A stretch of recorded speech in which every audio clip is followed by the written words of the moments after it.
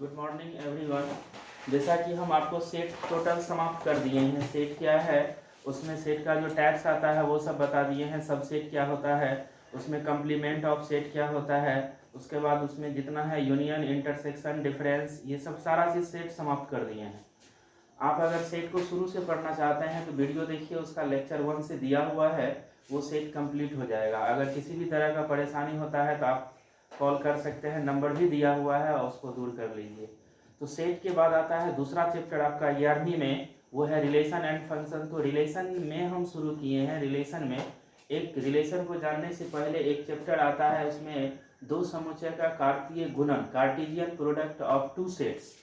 तो उसका भी हम थ्योरी टोटल बता दिए हैं। आप कोई भी बुक उल्टाइएगा, जो बुक आपको उल्टाना है तो सबको मिलेगा जो हम थ्योरी पढ़ाए हैं। 2 दिन से 2 लेक्चर में हम यही थ्योरी दिए हैं, सिर्फ उसका Cartesian product of two sets का। तो आज इस पर हम तो देखेंगे सवाल, उसका जो प्रॉब्लम दिया है, जितना भी हम थ्योरी पढ़ाए हैं उस पर प्रॉब्लम दिया है और देखिए कैसे बनता है। तो एक्सरसाइज 2.1 है, उस पर इसका जो वर्कआउट दिया हुआ है, वर्कआउट आप खुद प्रयास कीजिएगा, बन जाएगा। इसलिए कि वर्कआउट अगर बनाएंगे तो लेट लगेगा आपको वीडियो बनाने में, बारी बारी से देंगे तो बड़ा वीडियो बनेगा। तो वर्कआउट तो बन जाएगा, प्रयास कीजिएगा। तो नहीं बनेगा तो बोल दीजिएगा, हम बना देंगे, कमेंट में लिख दीजिएगा। अब है एक्सरसाइज 2.1 का। देखिए इसमें 10 क्वेश्चन दिया हुआ है।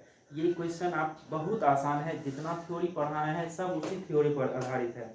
उसके बाद रिलेशन शुरू होता है, रिलेशन और ये फंक्शन, ये सेकेंड ईयर में भी पढ़ने के लिए है। रिलेशन एंड फंक्शन बहुत इंपॉर्टेंट चैप्टर है, एग्जाम में तो पूछेगा ही। अगर कोई भी कंपटीशन का एग्जाम दीजिएगा तो उसमें निश्चित रूप से इस चैप्टर से क्वेश्चन रहता है। 12th में जब जाइएगा, 12वीं में, तो रिलेशन, फंक्शन और बाइनरी ऑपरेशन से काफ़ी क्वेश्चन पूछा जाता है। तो आज देखिए हम पहले आपको रिलेशन से पहला जो चैप्टर है उस पर सवाल है, उसको देखते हैं। एक्सरसाइज 2.1 देखिए कितना इजी क्वेश्चन सब है। ये है एक्सरसाइज 2.1। पहला क्वेश्चन दिया हुआ है और कह रहा है एक्स और वाई का मान ज्ञात कीजिए। देखिए पहला क्वेश्चन ऐसे है, यदि, या आप इंग्लिश में भी बना सकते हैं, हिंदी में भी बना सकते हैं, वो कोई लैंग्वेज है तो उसमें कोई परेशानी नहीं है। यदि है तो इफ लिखिए, उसमें कोई बात नहीं है। एक्स कह रहा है if x/3 + 1, y-2/3 = 5/3, 1/3, then to find x and y। तब जो है x और y का आपको मान ज्ञात करना है।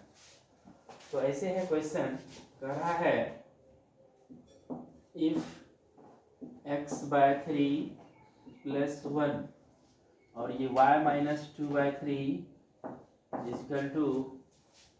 5/3, 1/3। तो कह रहा है x = what and y = what। मतलब ये कह रहा है x और y का दोनों का मान याद करना है, क्या होगा। आपको हम पढ़ाए, कल ही पढ़ाए हैं, दो क्रमिक युग्म की समानता, equality of two order pairs. दो क्रमिक युग्म अगर बराबर होता है तो फर्स्ट एंट्री के बराबर होता है और सेकेंड एंट्री के बराबर होता है। तो ये है फर्स्ट एंट्री, इसको बोलेंगे सेकेंड एंट्री। इसमें भी ये होगा फर्स्ट एंट्री और ये क्या होगा, सेकेंड एंट्री। तो दो क्रमिक युग्म अगर बराबर होता है, क्रमिक युग्म का मतलब हो गया क्रम में रहेगा, और एक युग्म में, युग्म का मतलब होता है जोड़ा। तो यहाँ देखिए युग्म में है, अगर इसको 1 मानते हैं, इसको 2 मानते हैं, तो ये जोड़ा में है। ये भी देखिए 1 2 जोड़ा में है।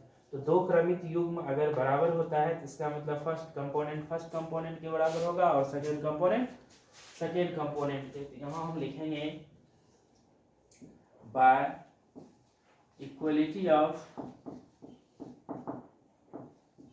टू ऑर्डर्ड पेयर्स,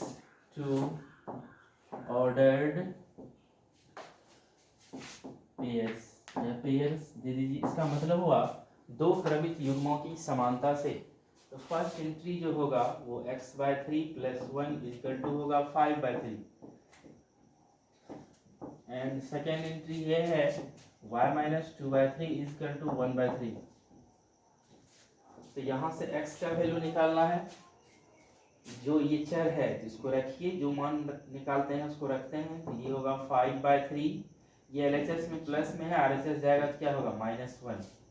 इसको सॉल्व करेंगे, x/3 = इसका एलसीएम लीजिएगा तो नहीं कुछ है तो 1 है, 3 और 1 का एलसीएम कितना होगा 3, ये हो जाएगा 5 माइनस कितना होगा 3, x/3 इक्वल टू 2/3, 3 कैंसिल होगा। जब बीच में इक्वल हो और तब ये जानिए अंश अंश कटेगा, मतलब नुमरेटर नुमरेटर कटेगा और हर कटता है। ये 3 से 3 कैंसिल हो जाएगा और ये हो जाएगा x इक्वल टू 2। अगर इसमें परेशानी होता है तो आप क्रॉस मल्टीप्लिकेशन कर लीजिए, 3x इक्वल टू 3 इंटू 2 6 हो जाएगा, 3 2 ये हो जाएगा तो 6। ये सेकेंड वाला देखिए y माइनस 2/3 इक्वल टू, या इसको ऐसे लिख लीजिए, जब ये लिखा हुआ है तो 1/3 और ये माइनस में है, इधर आएगा क्या होगा प्लस में। LHS से अगर नेगेटिव टर्म को RHS में ले जाइएगा तो पॉजिटिव होगा और पॉजिटिव को ले जाइएगा तो वो नेगेटिव होगा। फिर यहाँ देखिए 3 और 3 का एलसीएम हो जाएगा 3, 1 + 2, it means that y equal to 3/3, 3 cancel होगा और ये क्या होगा 1। तो क्लियरली स्पष्ट हो गया, जो x का जो वैल्यू है ये आपको इक्वल गया 2 और ये y का वैल्यू क्या है 1।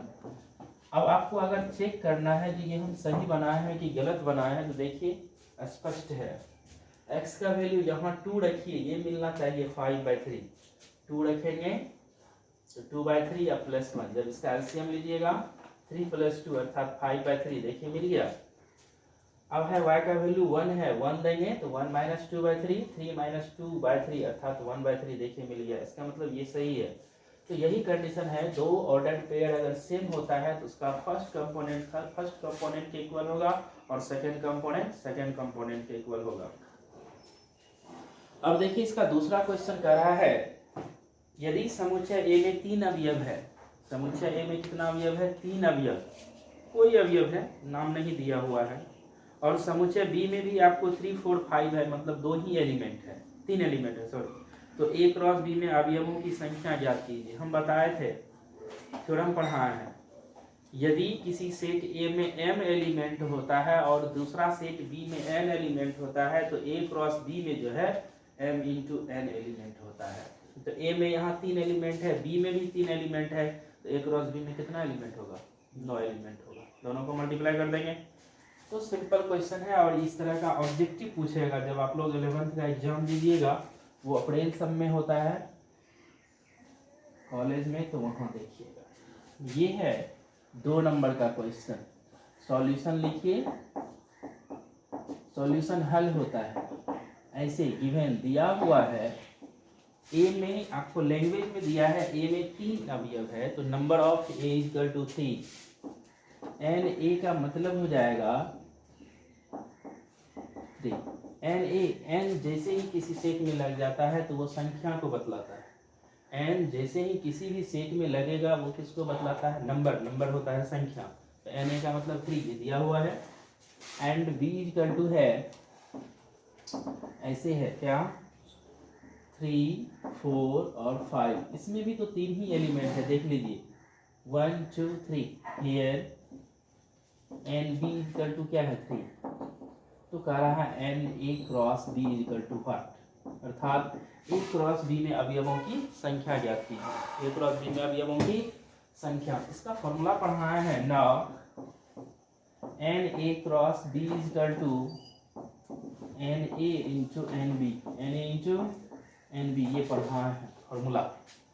ए क्रॉस बी में जो एलिमेंट होता है, number of elements in set A cross B is equal to number of A into number of B, तो ये वैल्यू निकालना है, फाइंड करना है। तो n A cross B equal to, इसका वैल्यू देखिए दिया हुआ है 3 और इसका भी वैल्यू कितना है 3, तो 3 इंटू 3 कितना होगा 3 का स्क्वायर, अर्थात ये n A cross B equal to कितना हो जाएगा 9 हो जाएगा, आंसर है।